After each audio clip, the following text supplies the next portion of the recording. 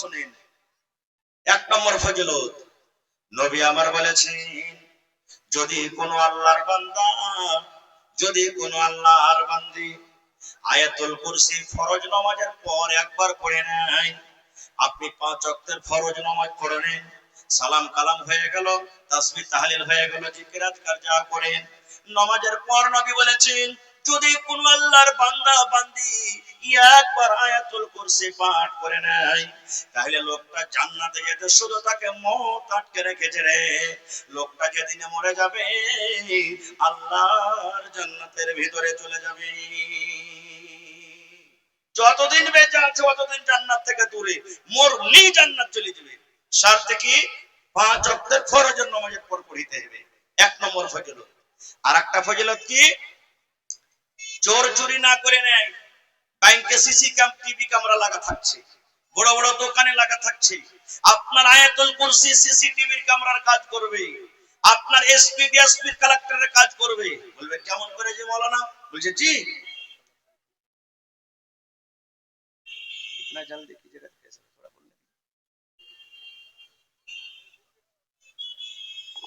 আচ্ছা ভাই, আমাকে এখন কোন দিকে পাল্টাতে হবে? তো বাস আমি এটা বলে দিই, 2 মিনিটে শেষ করে দিছি।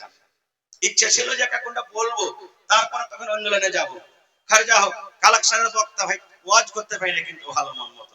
তো খারজা কাটা শুনলেন আপনারা, কাম দেবে জীবনে। বলবেন কেমন করে? আল্লাহ রাসূল সাল্লাল্লাহু আলাইহি ওয়াসাল্লামের জামানাতে বাইতুল মাল জমা হয়েছে, যাও কিশমিশ খাজুর পানির। আপনারা বলেন 15 বছর 20 বছর আগে মাঠে ধান থাকতো না চুরি হতো? কথা বলেন, চুরি হতো না? হতো না? মেশিন চুরি হইতো, গাড়ি চুরি হইতো। আর এখন আল্লাহর রহমতে গলিতে পড়ে থেকেছে, কোনো ব্যাপার নেই, চুরি হয় না। আল্লাহ রাসূলের জামানাতে চোর ছিল, চুরি হইতো। আল্লাহ রাসূল সাহাবায়ে কেরামকে বলছেন, যেমন আজকে আপনারা বসে বসে জালসা শুনছেন, আগো এই সরকারি মাল বাইতুল মালকে তোমরা পহরাদারি করবে, কে জোগাবে? একজন সাহাবী আবু হুরায়রা রাদিয়াল্লাহু তাআলা আনহু রাসূলুল্লাহ আব্দুল্লাহ আব্দুর রহমান বলছে, নবীজি আমি মালের যে পহরাদারি করব, আমি জোগাবো মালকে। ঠিক আছে বাবা, জোগাও, ভালো করে জোগাবে তুমি। সব সাহাবী নিজের নিজের বাড়ি চলে গেলেন। ও কিন্তু মাল জোগাইছে একলাই। রাত যখন হয়ে গেছে, কিছু একটা চোর বোরা বা ঝোলা কিছু নিয়েছে, ওই মাল কেউ ঝোলাতে ভরতে শুরু করেছে, চুরি করতে লেগেছে মালকে। যেমন মালকে চুরি করা, এই তো জোগা ছিল সাহাবী আবু হুরায়রা রাদিয়াল্লাহু তাআলা আনহু, যে গট করে হাত খাতে বলছে, এই বেটা তোমাকে কি ডর ভয় লাগে না? আমি মাল জোগাচ্ছি আর তুমি আমার সামনে চুরি করছো। চোর কি বলছেন জানেন? ভাই ছেড়ে দাও। তোমার হাত মা ধরে বলছে, ভাই রে ছেলেগুলা না কে মরছে, কাঁদছে কাটছে, ভাই আল্লাহর রাস্তায় তুমি ছেড়ে দাও, আর চুরি করতে আসবে না। কথা করছে চোর, আর চুরি করতে আসবে না। সাহাবে কেরামের দয়া ময়া হয়ে গেল, দেখ আসবে না তোরা ভাই, না আসবো না, ছেড়ে দিলেন। ভোর হয়ে গেল, চলে গেলেন নবীর দরবারে। নবী আমার বললেন, হে আবু হুরায়রা, কেমন করে তুমি মাল জোগাচ্ছ, রাতটা তোমার ঠিকঠাক ভাবে গেছে কিনা? এবার আবু হুরায়রা বলছেন, নবী গো, মালের কাছে আমি বসেছিলাম, আর একটা চোর মাল চুরি করছিল, আমি তার হাত খানটাকে ধরে নিয়েছি, কিন্তু আমাকে বলেছে, আবু হুরায়রা তুমি আমাকে ছেড়ে দাও, আর মাল চুরি করতে আসবো না। এবার নবীজি আমার কি বলছেন দেখেন, হে আবু হুরায়রা রে, চোর ঝুট্টা কথা বলেছি, চোর মিথ্যা কথা বলেছে, তোমার সাথে ওয়াদা করেছে আসবো না, কিন্তু আমি নবী বলি, ওই চোর আজ রাত্র মাল চুরি করার জন্য আসবে। বলছে নবীজি যে ওয়াদা করেছে, বলছে আরে আমি নবী বলছি চোর আসবে, তো আসবে চুরি করতে। এই তো নবীর কথা এমন বিশ্বাস করতেন যে পাহাড় যদি বলে দেন নবীজি যে ওখান থেকে উঠে এখানে চলে আসবে, তাও সাহাবায়ে কেরাম বিশ্বাস করতেন। নবীজি বলেছেন চোর আসবে তো আসবে, এই নিন কেনে যাবে। ঠিক রাত হয়েছে, কিছুক্ষণ রাখবেন, চোরটা চুরি মাল চুরি করতে চলেছে। ওর হাত ধরে নিয়েছে, আবার বলছে, এই তুমি যে গত রাত্রে আমার সাথে ওয়াদা করেছো চুরি করতে আসবো না, ফের তুমি চলে এসছো মানে? বলছে, ভাই রে ছেলে পেলা না খেয়ে খুব মরছে, কান চাওয়ার কষ্ট সহ্য না করতে পারে, ভাই চুরি করতে চলেছি, আই তুমি ছেড়ে দাও, আর আসবো না। ফের ছেড়ে দিলে সেদিন, আসবে না তো, না তো না। ফের ভোর হয়ে গেল, নবীজি বলছেন, আবু হুরায়রা চোর এসেছিল? বলছে নবীজি আসছিল, কিন্তু আবার ওয়াদা করে ছাড়া আসবো না, আবার ময়া দেখে আমি ছেড়ে দিয়েছি তাকে। নবীজি বললেন, শোনো, আজ রাত চুরি করতে আসবে। কি বলছেন? আজ রাত চুরি করতে আসবে, সহিহ বুখারী শরীফের, কিন্তু তুমি ওকে ছাড়িও না, আমার দরবারে ধরে নিয়ে আসবে আজকে। ঠিক আছে। ঠিক দ্বিতীয় রাত্রে আবার চুরি করতে চলে এসেছে। এবার হাত কান ধরে বলছে, আর তোকে ছাড়বো না, আজ নবীর দরবারে ধরে নিয়ে যাব, তুই আমাকে 3 রাত থেকে ধোঁকা দিছিস। এবার দেখেন চোর কি বলছে, রে আল্লাহর বান্দা, তুমি নবীর দরবারে আমাকে ধরে নিয়ে চলে যাবি। চোর বলে, নবীজি আমার হাত কেটে দিবেন, আমার হাত কাটা পড়ে যাবে, কিচ্ছু তুমি পাবে না, আমার হাত জখম হয়ে যাবে, কেটে যাবে। কিন্তু আল্লাহর বান্দারে, তোমাকে যদি আজকে একটা দোয়া, একটা মন্ত্র আমি শিখিয়ে দিই, তাহলে বলো তুমি আমাকে ছাড়বে কি ছাড়বে না? কে শিখাবে? চোর একজন সাহাবীকে বলছেন, তোমাকে যদি একটা মন্ত্র শিখিয়ে দিই, তোমাকে যদি আমি একটা দোয়া শিখিয়ে দিই, তাহলে তুমি আমাকে ছাড়বে কি ছাড়বে না? এই জামানার আমরা যদি হয়তো কি বলতাম, একবারে ওর তো 7 গোষ্ঠীকে ডেকে বলতাম, হালার বেটা হালা, চুরি চামারি করে লুচ্চালা ফাঙ্গে কইছা তুই দোয়া শিখাতে আসবি আমাকে।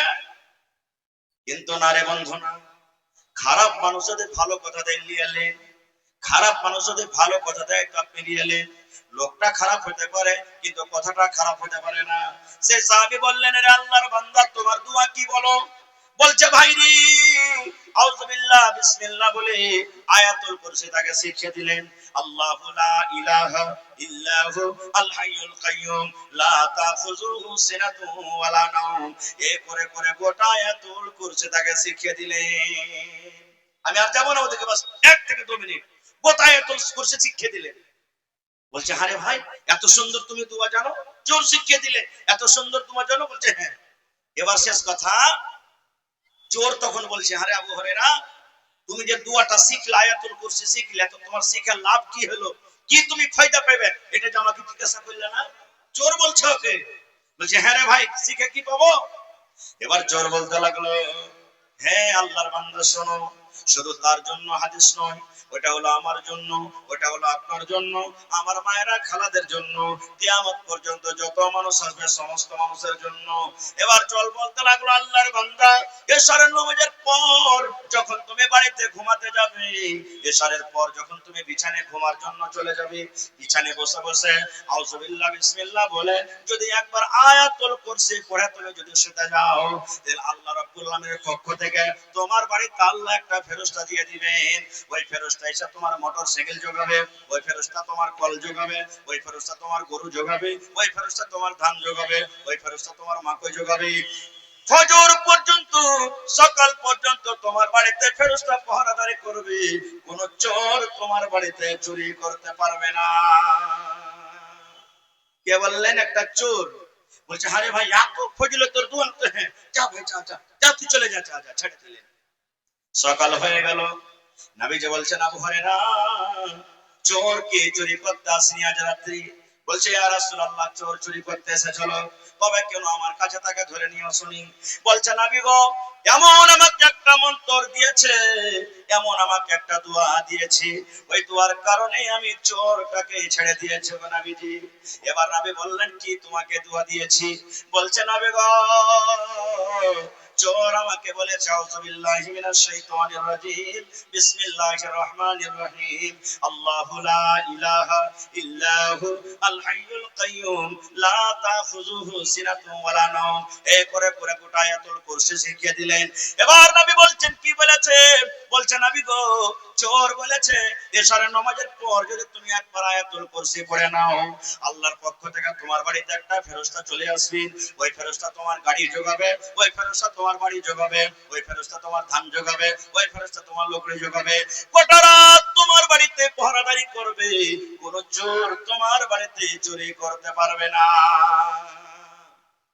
কথাটা শোনার পর নবী তখন বলছেন, চোর ঠিকই বলেছে। নবীজি দেখেন তাসদীক করে নিলেন, চোর চোর ঠিকই বলেছে। এবার নবীজি বলছেন, আচ্ছা শোনো তো আবু হুরায়রা, 3 রাত থেকে যে তোমার কাছে যে লোকটা মাল চুরি করতে আসে, ওকে তুমি চিনো কে? বলছে, নবীজি, কে ওইটা? ওটা হলো চোর একটা যে মাল চুরি করতে আসে। নবীজি বলছেন, না রে খাপা, না, ওটা চোর নয় রে, চোর নয়, জাকা শয়তান, ওটা হলো শয়তান রে, মানুষের রূপে তোর কাছে মাল চুরি করতে আসি।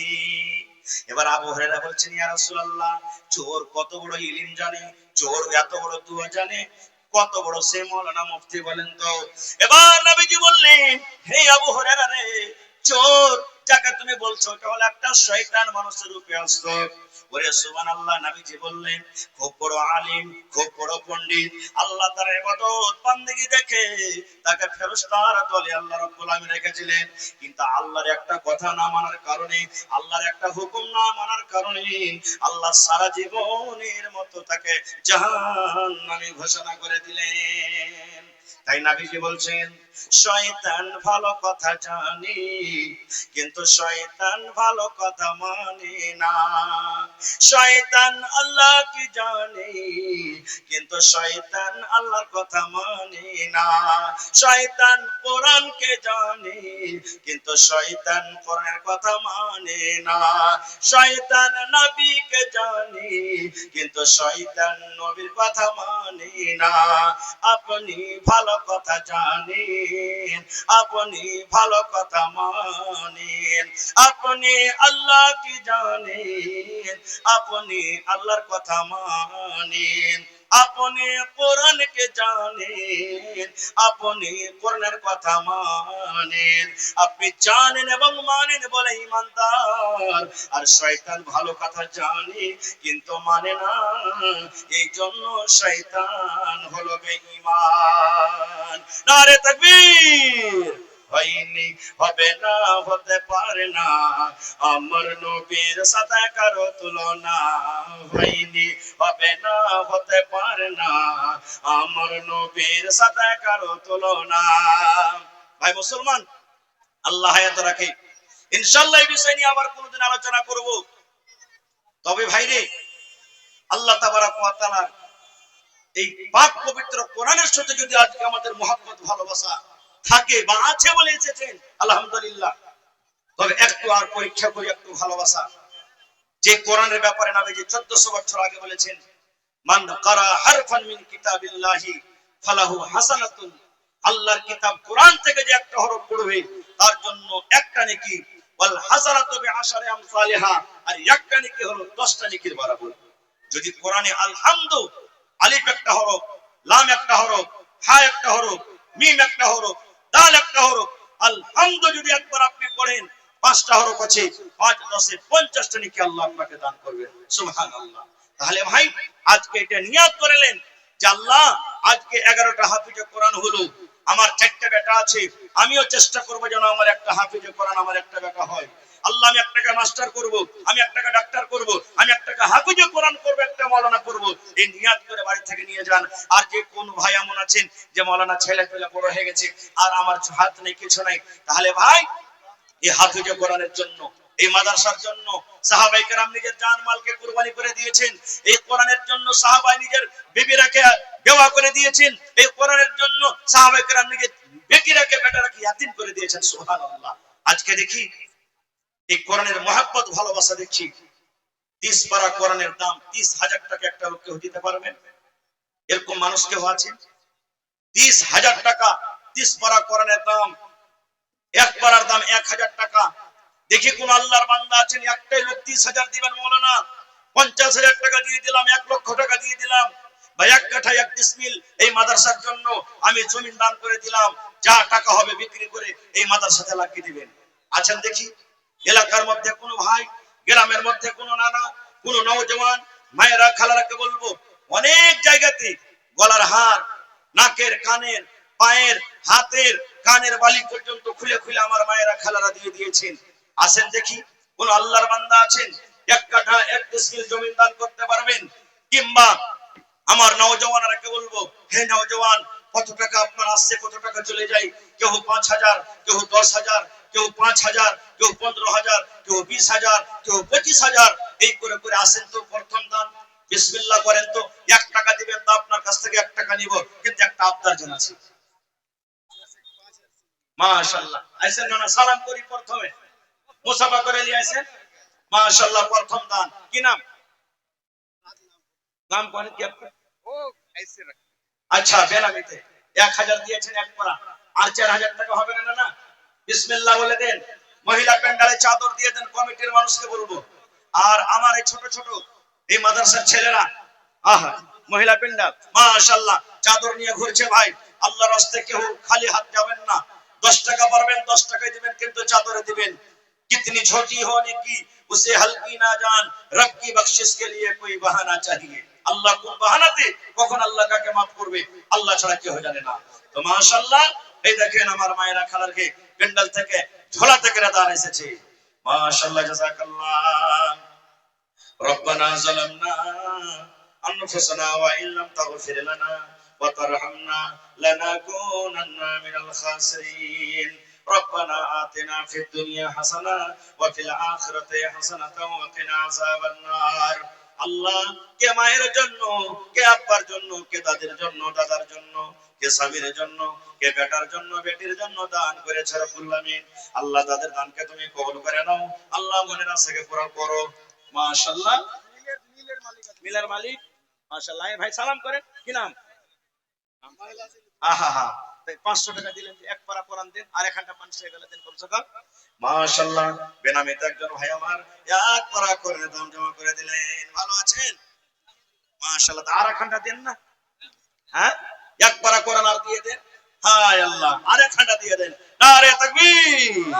মাশাআল্লাহ জাযাকাল্লাহ। আল্লাহ একজন আমার ভাই এক পারা কোরআনের দাম জমা করে দিলেন।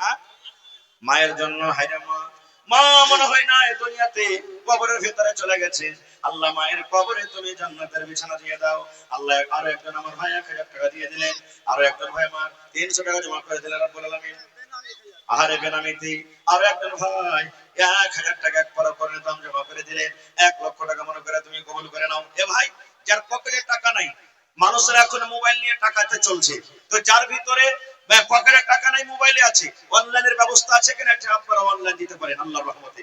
আসেন সময় একবারে আমার হাতে খুব কম ভাই, আল্লাহর রাস্তে 10 মিনিটের মধ্যে একটু মেহেরবানি করে নিজের নিজের দানটাকে ভাই আপনারা দিয়ে দিন। মাশাআল্লাহ আর একজন ভাই আমার 500 টাকা দিলেন। আর এখানে দেন নাজি ভাই এক পারা কোরআন দেন ভাই, সালানা জলসা 1 বছরে একবার নিয়ত করেন আজকে বঙ্কা শ্যামাপুর মাদ্রাসার জন্য কম করে 1000 টাকা এক পারা কোরআনের দাম দিয়ে দেব। আল্লাহুস সামাদ, ছেলেরা কোরআন পড়বে, আল্লাহ আমার দপ্তরে নেকি দিবে। মাশাআল্লাহ 700 টাকা জমা করে দিলেন। আল্লাহ একজন আমার ভাই 500 টাকা জমা করে দিলেন। 5000 টাকা মনে করে কবুল করে নাও। আর একজন ভাই আমার 500 টাকা, আর একজন ভাই আমার 200 টাকা জমা করে গেল। আল্লাহ তারকে দানকে তুমি কবুল করে নাও। মনের আশাকে আল্লাহ তুমি পুরা করো, আমিন। আর এক ভাই আমার এখানেতে এলো।